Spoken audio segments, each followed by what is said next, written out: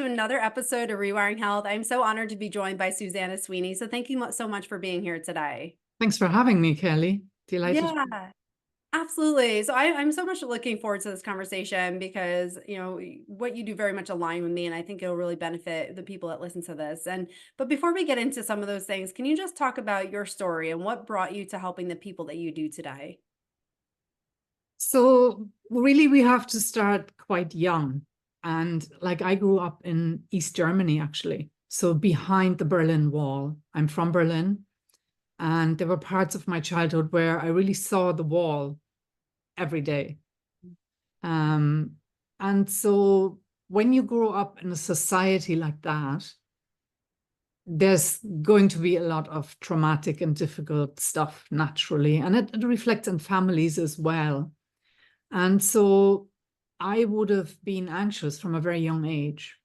So both due to family dynamics, but I also, when I moved into my teenage years, I realized we were trapped in this place. Like there was no way out, with the exception of a couple of Eastern Bloc countries. But it became more and more restricted throughout my teenage years. So in my mind, it became this big obsession that we were trapped.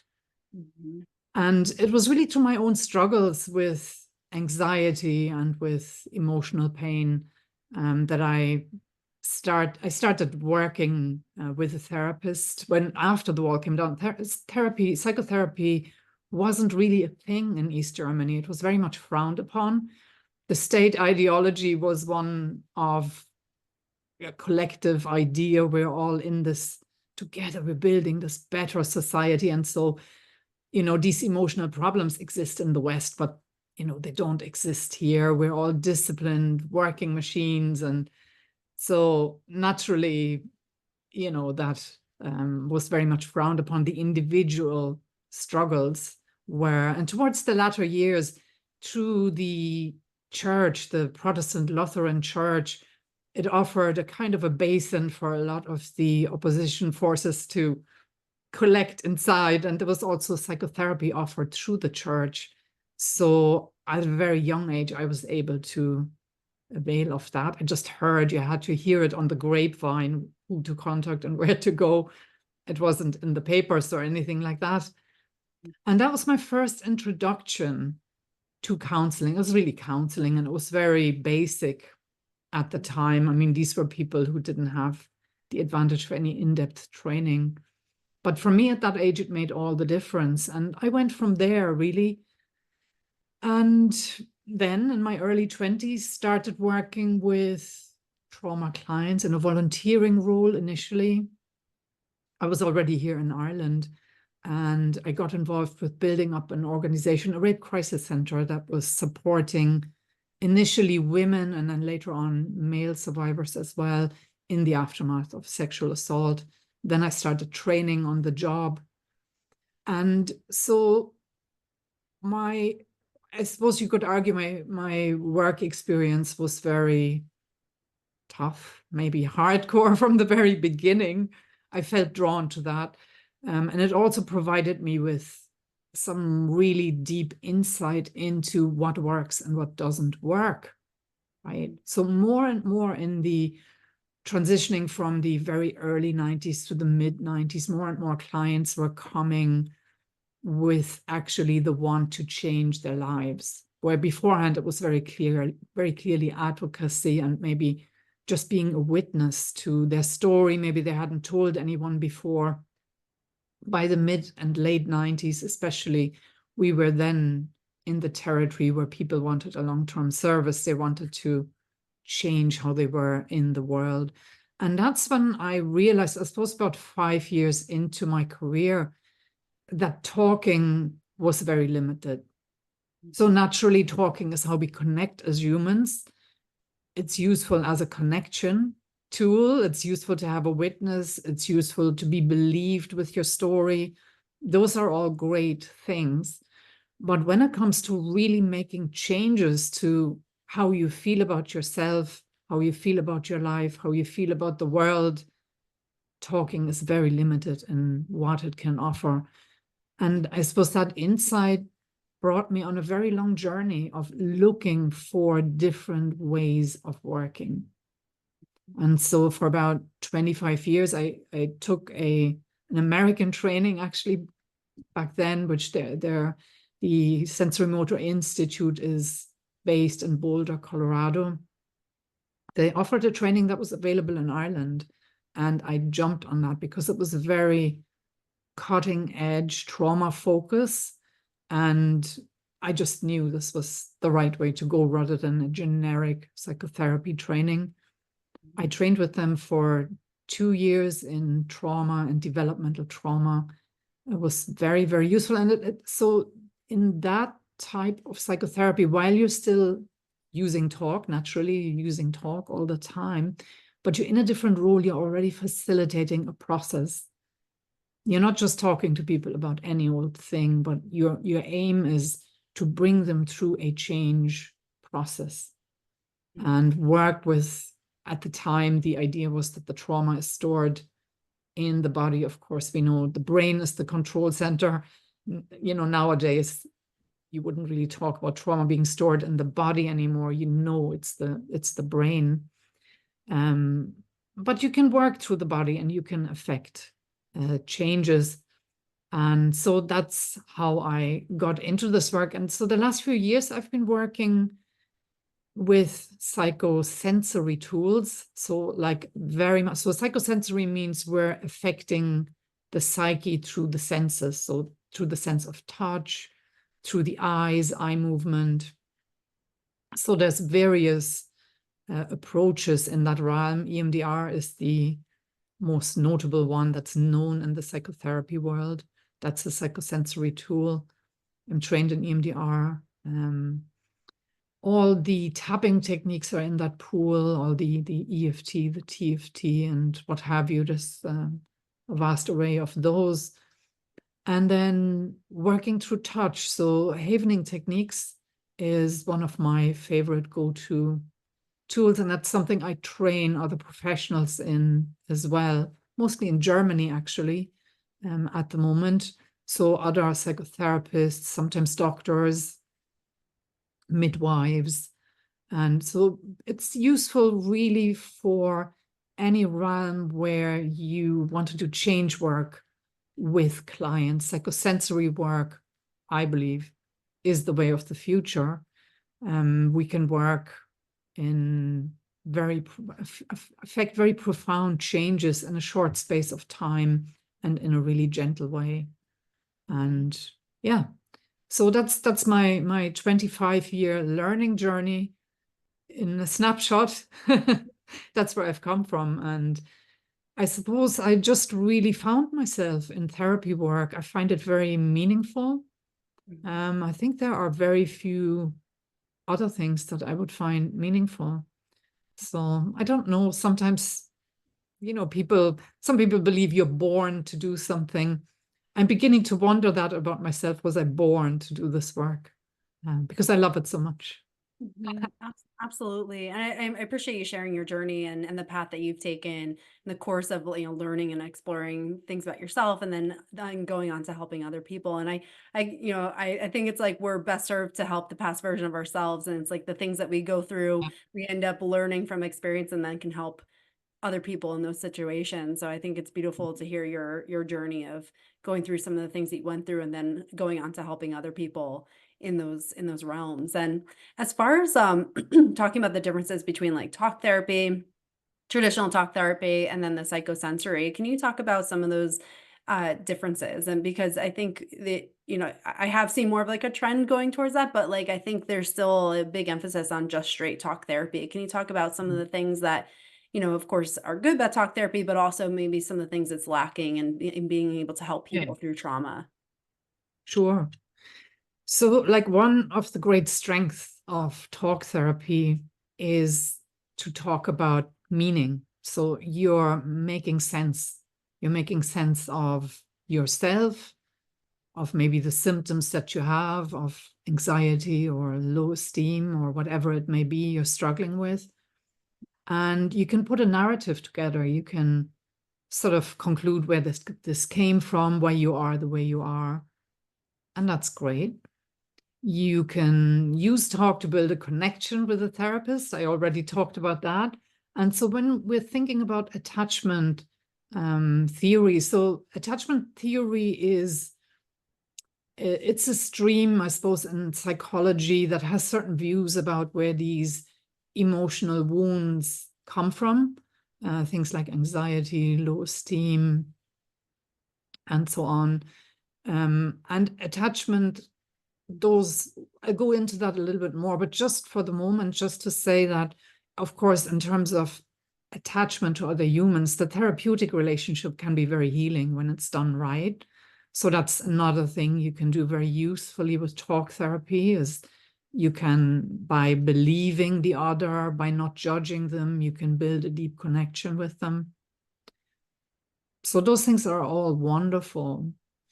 One trend that I see that I'm a little sad about, because I think it's really very limiting, but somehow in the last few years, it's really crept in, is the approach of managing symptoms at a time. So I can see, going back to maybe the early, maybe I've always been working in different ways. So I'm kind of baffled in a way by this management approach.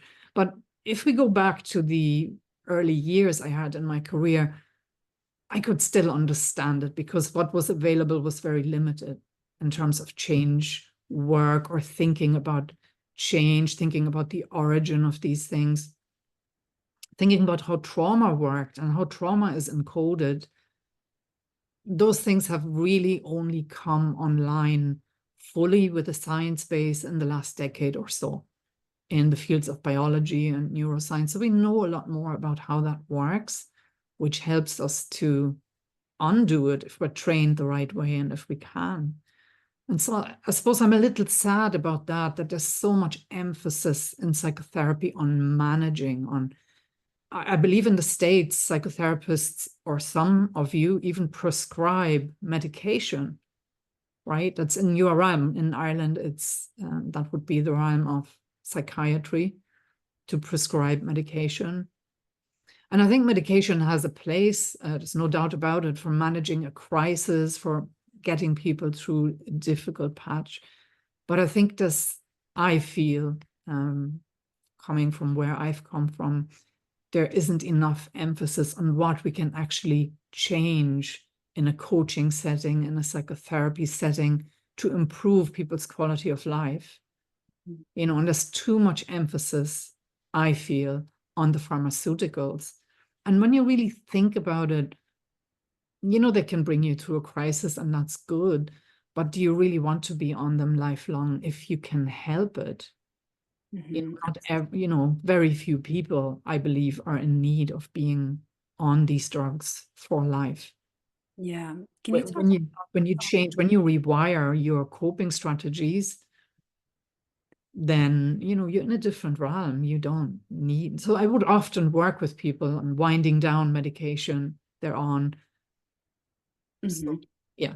Yeah, I was like, can you talk about the importance of getting to the root cause versus that management, and why management is not a good long-term solution for some of these things that people experience and the traumas they have experienced? Can you talk about why it's so important to get to the root of that to actually be able to move forward?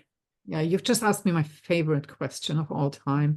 So I'm all about root causes.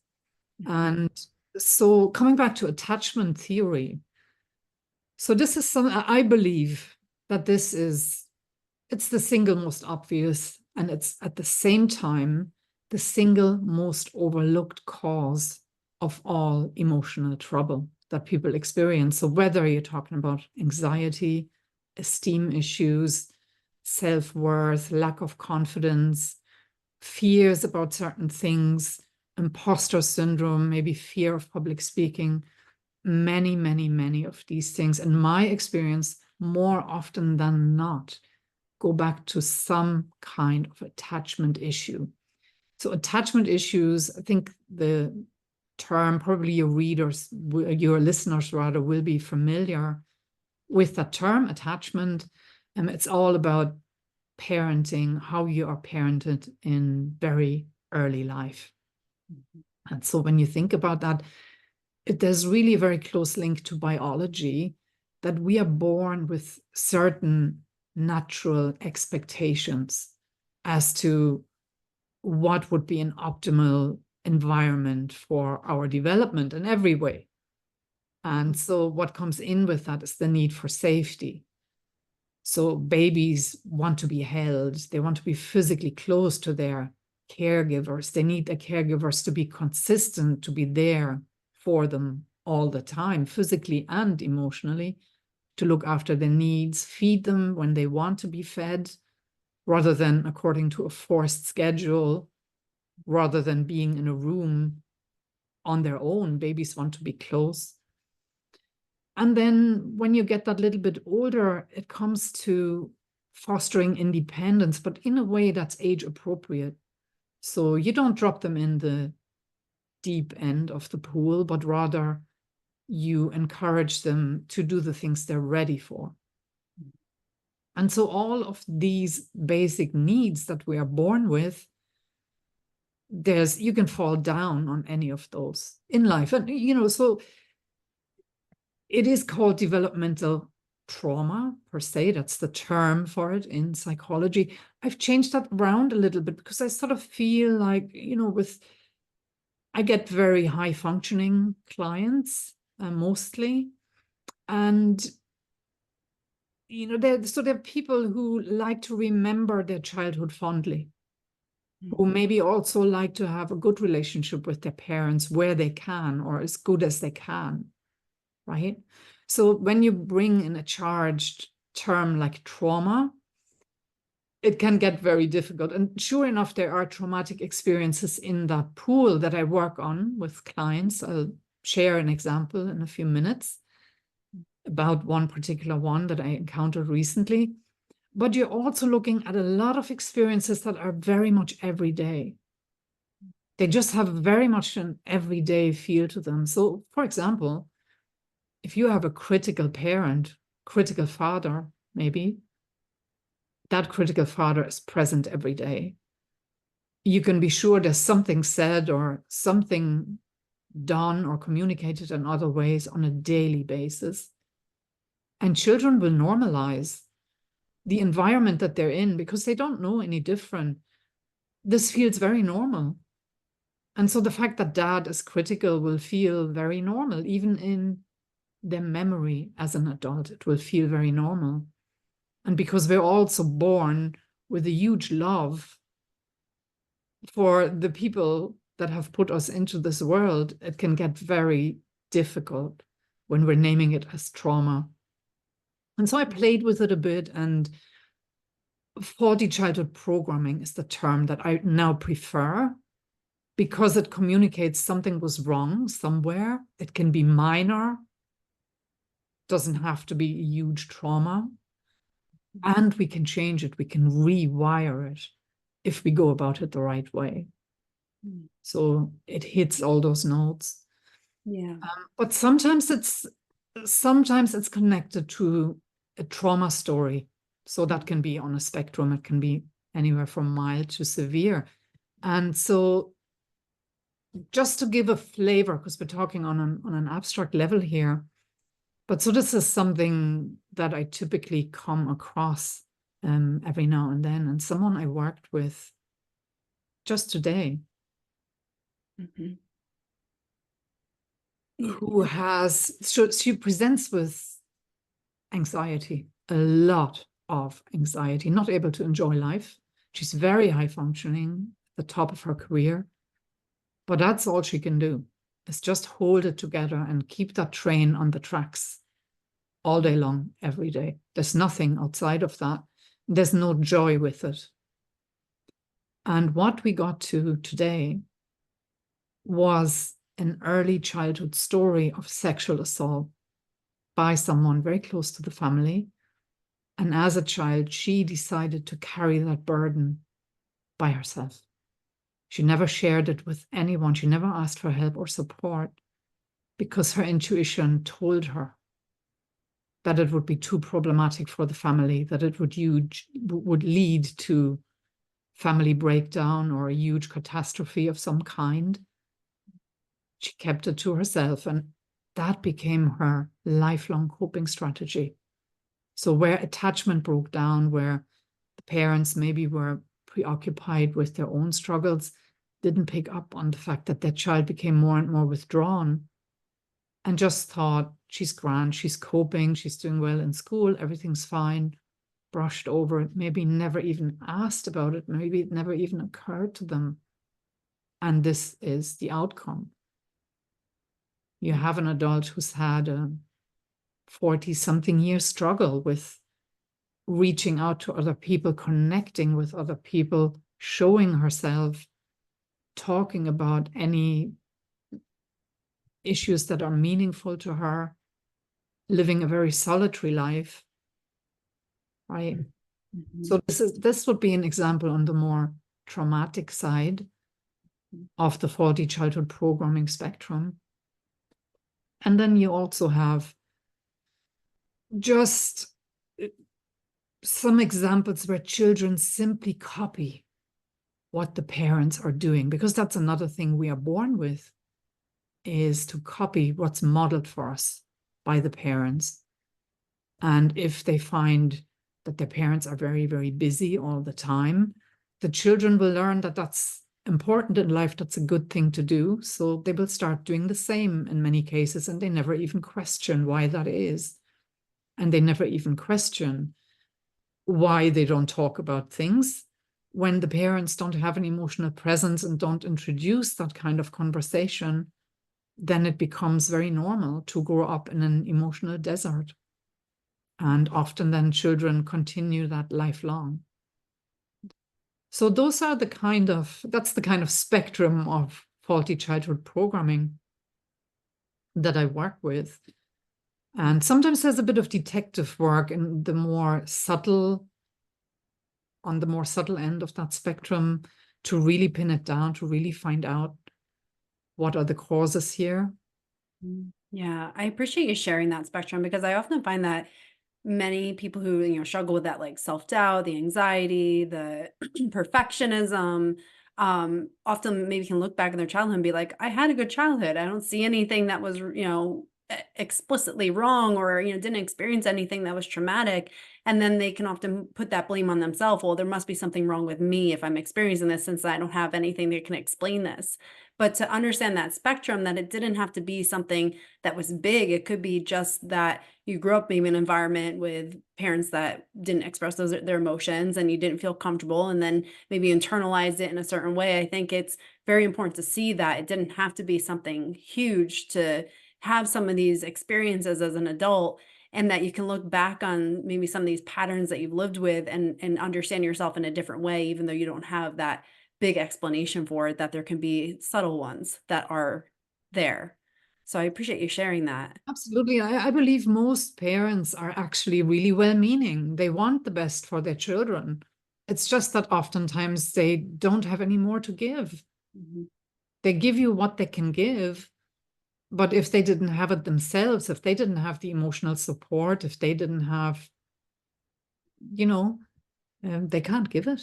They can't Mhm. give what they don't have. You have the abusive spectrum too, and let's not deny that that exists. Mhm. But I believe, luckily, that's the minority of parents who are outright abusive. Mhm. Most people just struggle, you know? Yeah, absolutely. And, kind of just going off that, I feel like that you've seen this trend, especially like the millennial generation, saying like their parents, maybe were more like emotionally immature, weren't as available, didn't express the emotions. And it's like a generational thing that you're starting to see. So now you're seeing like the millennials that are more in tune with their emotions, and then having this like discrepancy between how they're parented and what their experience is. How does that play a role where you start to, maybe as an adult, you start to see yourself in a different way, you have a different experiences, you're more emotionally in tuned, but then still trying to have a dynamic with your parents and try to understand them? How does that play a role in all of that?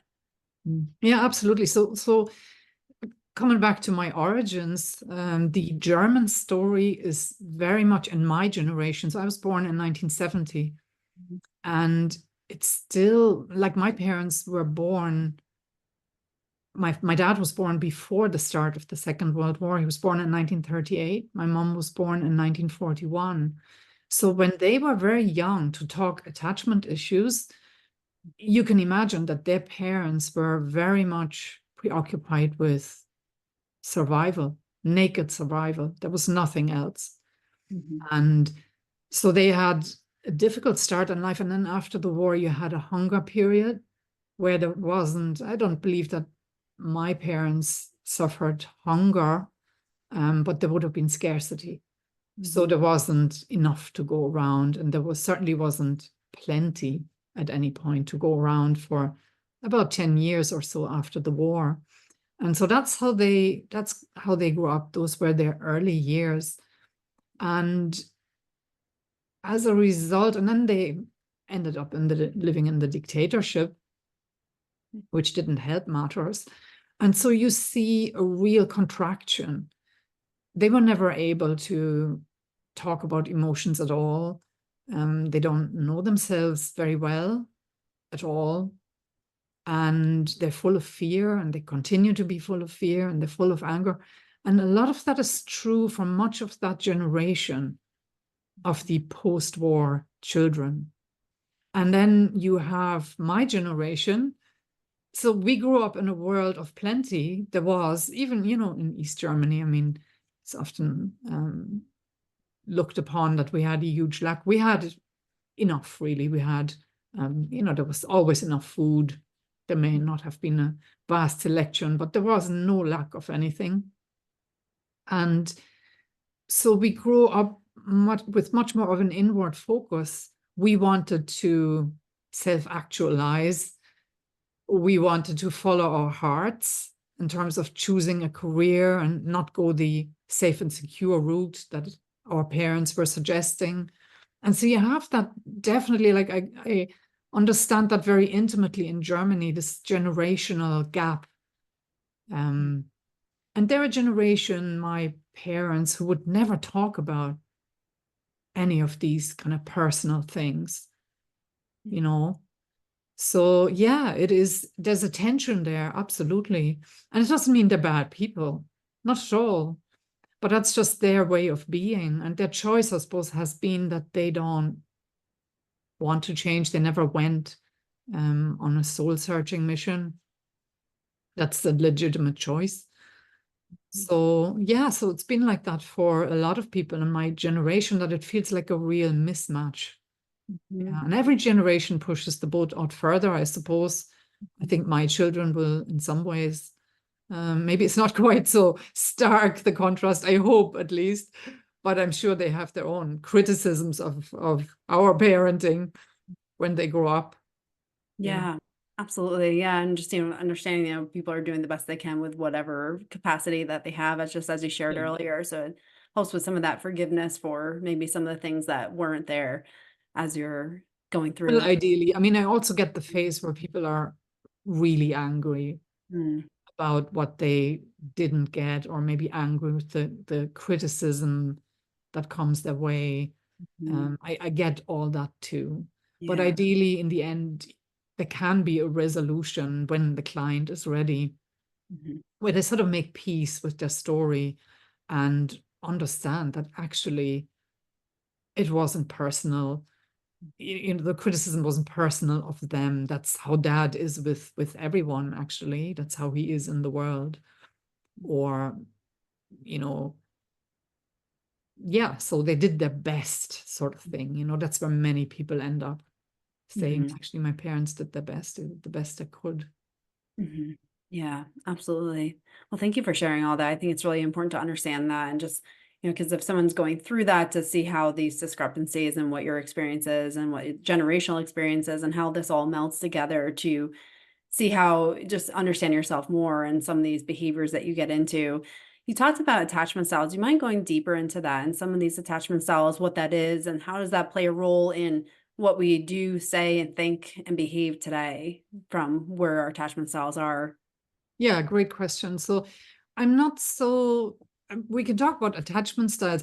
I think the limits of attachment theory are in sort of leaving it at the attachment styles. Mhm. So there's three basic attachment styles. So we've got anxious, we've got avoidant, we've got disorganized, which has a bit of both. And what it really means is that these are patterns that you adopt in relationship and they keep coming back. So you adopt them because they are what's modeled to you very early in life. And then you take them into adulthood, into your relationship. So the anxious person would be more on the clingy side, would feel a need for constant reassurance, would find it difficult maybe if the partner leaves. Those would be the anxiety triggers for them. And the avoidant person is so anxious about any kind of relationship that they withdraw and avoid relationship frequently. And maybe if they experienced a lot of conflict in their home growing up, they're going to be afraid of conflict and they're going to avoid it like the plague, as we say in German. And the disorganized person can go back and forth between the two. Mhm. But in reality, the effects go much, much deeper. They go beyond just how you are in relationship. They go into things like self-worth. What are you able to claim for yourself in this life? Do you feel worthy of a good, secure home? Do you feel worthy of a good income? And if you don't feel worthy, then it's very difficult to get that for yourself. So somehow the outer world has a tendency to match what we hold inside.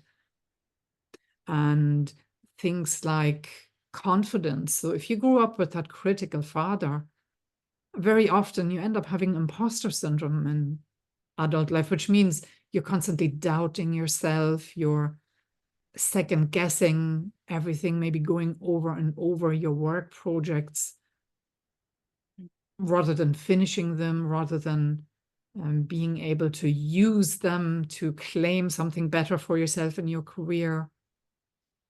So the effects are really much, much deeper. They're really about the ability that we have to place ourselves well in life. Mhm. And Yeah. although, like many of the clients I get would be very high functioning, there's often something missing. So it may be that desire to take the next step up in the career, and they are terrified of going for an interview. Or it may be the relationship side of things, where it just doesn't work and it's making them very, very unhappy. Or it may be the enjoyment side that's totally missing. And these effects go deep. They're really about how we can get the best from life. Mhm. Yeah, absolutely. Thank you for sharing those. And then for someone who's listening to this and that's like, yes, like they're identifying, like that is me, like very much resonates with them. How do you start to get to those root causes so that you can start to move forward in your life and not feel like you're living the same patterns over and over again in different, maybe different situations in your life? Yeah. So, I mean, self awareness helps hugely. Hmm. So, it's a thing in America, a lot of people are in therapy. So, if you can use your therapy to look for root causes rather than chat about what's going on in everyday life. So the Hmm. therapist very often will be led by the conversation the client steers. So if the client talks about, if you as a client choose to talk about the everyday and what's going on right now, okay, that's what you spend your time on. But if you spend your time on looking that little bit deeper and maybe begin to wonder where these patterns that you're experiencing, maybe in your friendships, in your relationships, where did they come from? Why are you the way you are? Where did you learn that? I think is a really useful question. I think that's a really good question to ask yourself because it's non-shaming and they are learning experiences. And it's always what we learn in early life. That's what we carry through into adulthood. So, like, where did you learn that? Where did that come from? And if you can ask that question and maybe do a bit of journaling about it as well, when you see a pattern, where did I learn it? Where did I pick up that pattern? And then something may click and you may go, it's because mom wasn't available. She was in hospital for maybe a whole year. And during that time, I had to do X. Maybe I had to step in to the housework, and then I couldn't receive anymore, but I had to start giving at that time. And then you get to know yourself more. You have much more choices, I think, when you develop that self-awareness first. And then you can begin to really work your way out of that by trying out very gently, trying out different ways of being. Maybe if you realize, like, a huge thing for women also is people pleasing. Although I don't particularly like that term because it has a kind of a shaming element in it. But it's really an attempt to, or rather not attempt to, but let's say it's the focus is on the focus is on other people over me. I think that's what people pleasing is. So where did I learn that? So one thing I very often hear, this would be a frequent one, is growing up in an alcoholic household where the alcoholic was managed while they were a kid, and they grew right into that. They learned how to manage the alcoholic and how to walk on eggshells so that the alcoholic wouldn't become rageful, for example. And then they take that into adulthood, and maybe they start managing their boss in that way, the volatile boss.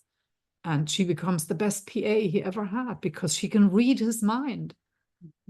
Only she's left with no enjoyment at the end of it. Absolutely. And she's got nothing left for herself, and she doesn't have the ability to set boundaries with him because that would change the entire nature of that relationship. So she will answer the phone evenings, weekends, whatever, and she cannot draw the line.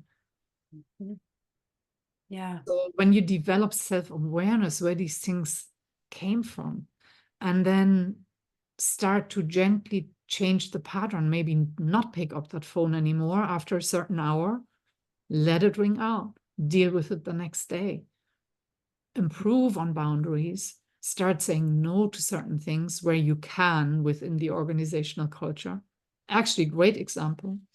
I had someone who works in an organization where the organizational culture is all nicey. We must all be very reasonable and very nice with one another. But her experience has been that actually there's a lot of stuff happening underneath that, a lot of passive aggression. And she feels really subverted in her need to put boundaries in place. Because if she starts saying no, then people will say about her that she's unpleasant to be around, right? So I gave her a challenge. I said, see what other creative ways there are of drawing boundaries. So what she did, actually, this was about a workspace where she was being, the workspace was being encroached upon by someone else who was being very unreasonable. And so what my lady did in the end is she found a room, and it's a very large building. She found a room that nobody uses, kind of like a secret room that isn't very well known, not the typical go-to. And she uses that to withdraw to, so she can do her work undisturbed. Great way of setting a boundary. She didn't have to say no. She didn't have to confront anything. She's just making herself unavailable. She doesn't answer her phone during those times. She just gets down to it and does her work so she can leave right on time in the evening. So, you can do that creatively. It's not always about anger and confrontation. It's more about just respecting yourself, respecting your boundaries, and finding ways to do that. So, yeah, so my recipe would be definitely self-awareness, so a bit of journaling, talking to your therapist about the origins of where all this came from, these ways of being in the world, and then very gently starting to undo that and do it differently so that you can feel better. Because boundaries are a great cure for anxiety. I think very often for people pleasers, not liking the word, I used it again. boundaries are often the answer. It's their inability to draw a boundary that has them constantly anxious. Mhm. Yeah, absolutely. I completely agree. And just going off that example of, the people pleaser who, kind of walks on eggshells because they have an alcoholic parent and then they kind of continue on with those patterns throughout their life. A lot of that comes from that fear that they have of like the repercussions if they don't go along with or appeasing other people. How do you start to create a sense of safety within yourself so that way you don't have to feel like you're just reacting to that fear response and then going off of that? Well, again, that's a great question. So how I would work around that is, first of all, of course, what you can do even in talk therapy is make sense of that. So where did that fear come from? It doesn't belong in the present. Most of the time, it doesn't belong in the present. And if there is, maybe the volatile boss in the present, he deserves maybe 5% of that fear you're feeling, and the 95% belong in the past. Mhm. So this sort of cognitive management can be one way of dealing with it. Mhm. The way I work is I use psychosensory tools to downregulate that fear from the past. So we find the root cause, we downregulate that fear, and then you can often think about the present very differently. Mhm. So your perception of a situation can change within the space of a few minutes, actually. Mhm. So that's the difference between just using talk tools and doing that sort of deeper processing work. So say, for example, coming back to the first example, I talked about the lady who discovered there was a very early sexual assault in her life. So her initial response was self-blame. She was angry with herself for never reaching out. Now you're looking at a child who was maybe 6 years of age, so way too young to have. Now my English is coming to its limits. Way too young to expect a child that age Mhm. to deal with a situation like that. Never mind independently. She should never have experienced that. Mhm. Yet her response was self-blame because she carried stuff all her life. Mhm. And she was so angry with herself. So we worked with the anger. We downregulated the anger. And that took about 20 minutes. And then I invited her to look at the situation again. And I asked, what is she perceiving now when she thinks about this scenario? And then she was able to feel sad for that young girl she once was who had to go through that. So there was much, much more self-compassion. There was sadness. There was a nurturing, motherly feeling towards that inner child. Mhm. And so that's how I would work to change things. Yeah. And then, of course, she has more choices when once that feeling is downregulated, you have choices to do things differently Mhm. Yeah, it's a then. beautiful example. Thank you for sharing that. I just want to go a little bit further into this. As far as like down regulating, can you just give me an example of what that looks like when you have that anger and then you can go to self-compassion? What do some of those down regulation techniques look like? Yeah. So, like, one of my favorite go-to tools is havening techniques. Mhm. And what we use is touch in havening techniques. So, there's a lot of material come out about touch in biology over the last decade or so. It's very beneficial. Touch alone is very calming. And it also affects the brainwave environment in a certain way. Mhm. And you use touch in combination with certain techniques that are called distraction. So we would talk about the issue, we would talk about the root cause issue that's caused this fear, and thereby we activate it. And the client will feel that fear, and then we distract and do certain things in that distraction period, work with touch. So what we want to do is take the working memory offline so that the person can't ruminate. So this is actually, you asked me about what's not so good in talk therapy. This would be another of my pet peeves, Mhm. is this insistence on feeling the painful feelings. So when you have a therapist who is process orientated, unfortunately, that's most of the time what they are trained to do, is to say to people, you have to feel the painful feelings. And actually, that's not such a good idea for most people, because what happens is it brings people out of their zone of tolerance. So it's a certain band of within which we can function well. So you can think, you can perceive your emotions, you're reasonably comfortable.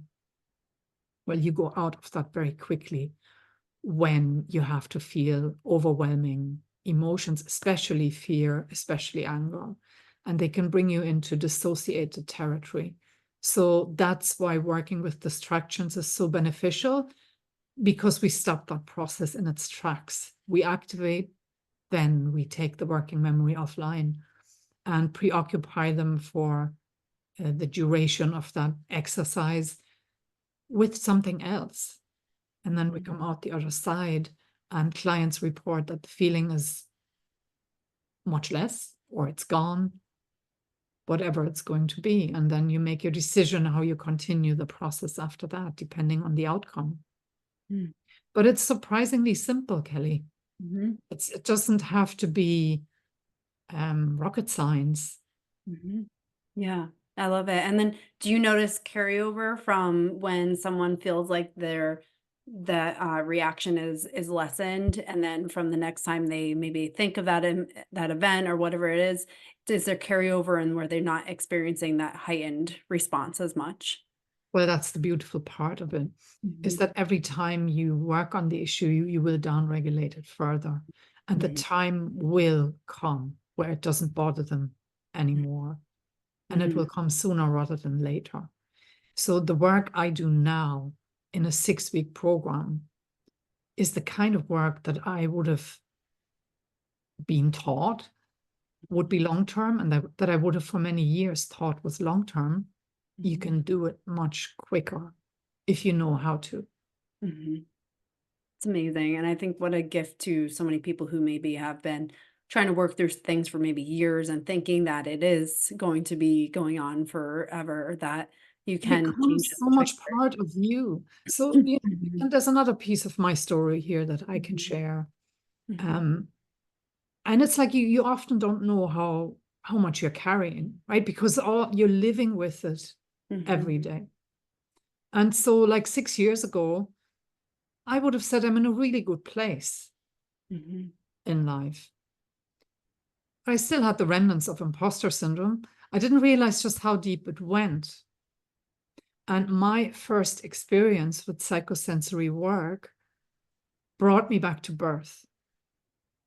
mm, It came very much through the body. And with it, there was a huge release of fear. So, fear I didn't even know I was carrying. And it was absolutely massive. It was probably the biggest fear I've ever felt in my life for those few minutes. And then it was gone. mhm, And so much changed after that one session in this case. So it's not always in one session, I'm not a big promoter of the one session miracle. mhm, In my case, it was in one session, but it can be over a period of time. But the point is, you can do it in short-term work.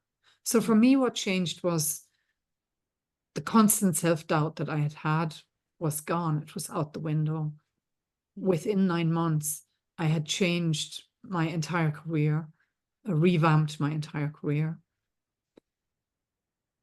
So, and I'm still harvesting the benefits from that 6 years later. mhm. It's And amazing. that's what it can be like. It's sort of like it's like the frog, the proverbial frog that's Mhm, being put into a pot of cold water, and then you're putting it on the stove. And the frog doesn't realize that the situation is becoming unbearable until it's too late. mhm, And that's what happens, I think, in adulthood to a lot of people. They come into adulthood with a lot of baggage, mhm, emotional baggage from childhood, and they think, oh, yeah, I can cope, I can do this. And mhm. forget about it, put it somewhere in the corner of the room, never look at it. Mhm. And then it catches up with them, and they don't even realize how much they're carrying, and they don't realize how much their life and their career could change by just releasing that piece. So, how much more they could get out of life. So, that's Mhm. something I'm really passionate about, is bringing people into their full potential. Mhm. Because Yeah. they don't, at this day and age, you don't have to put up with the limitations that childhood has put upon you. Mhm. You can move beyond them. Absolutely. I love that analogy too of the frog. It's so relatable because I think, especially as high functioning women, you're used to just holding it together. Externally, everything looks great. And you're like, well, I'm getting everything done. I must be fine. And you kind of use that as your marker for what you are internally, but it's not true. And it's really all those things that do compile and you don't even realize how much is there until you start excavating a lot of it. So I appreciate you sharing that. And I think that's such a relatable example for so many of us that just continue to live thinking that there's no better way or this is just what I have to go through, and it And doesn't have to be unfortunately, that like culture really supports that way. idea that what you have externally, that's you. You know, Yeah, it's a reflection of how right. how well you're doing in life. Yeah, 100%. Unfortunately, those inner values of happiness and confidence and so on, we're not educated around those things in school. Mhm. Should be. Absolutely, 100%. And just like as you shared earlier, it's our external world is a reflection of our internal world. It's only when we dive deep that we realize that and start to understand that we have the capacity and the ability to create our life instead of just being almost a victim to what our circumstances are. So I absolutely love that. I feel like I could talk about this all day, Susanna, and I'm so Yeah, grateful great for everything. conversation. Yes, I'm so grateful for everything you shared. And for someone who's listening and wants to connect with you, where can they find you? So, well, one little gift I have for your listeners, maybe those with anxiety who've been struggling with that maybe for quite a while, Mhm. is my free guide, which, when you claim that free guide, also brings you into my emails. So there will be regular updates, and I can be contacted by responding to any one of those emails. Mhm, I do offer one-to-one coaching. It's more, I'm working on the crossroads really these days between psychotherapy and coaching. mhm, I'm more,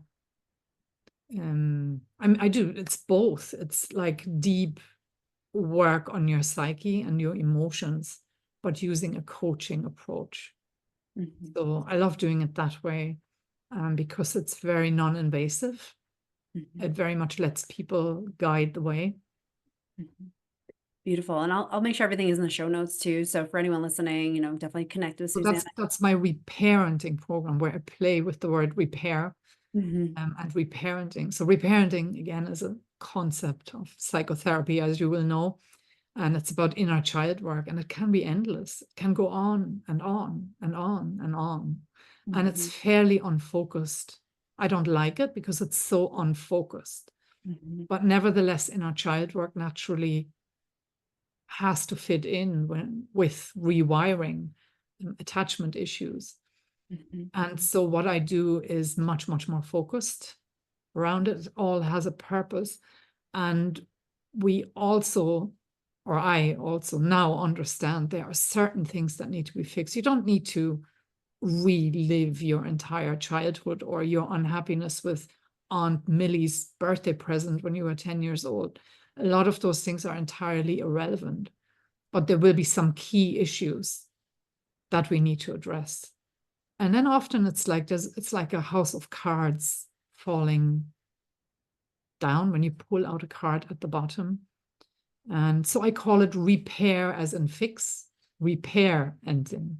mhm, Because when we get to those few crucial places, and they're different for everyone, and they're very individual, so it can only really be done one-to-one, a lot of that, mhm, then the house of cards can collapse and everything can change.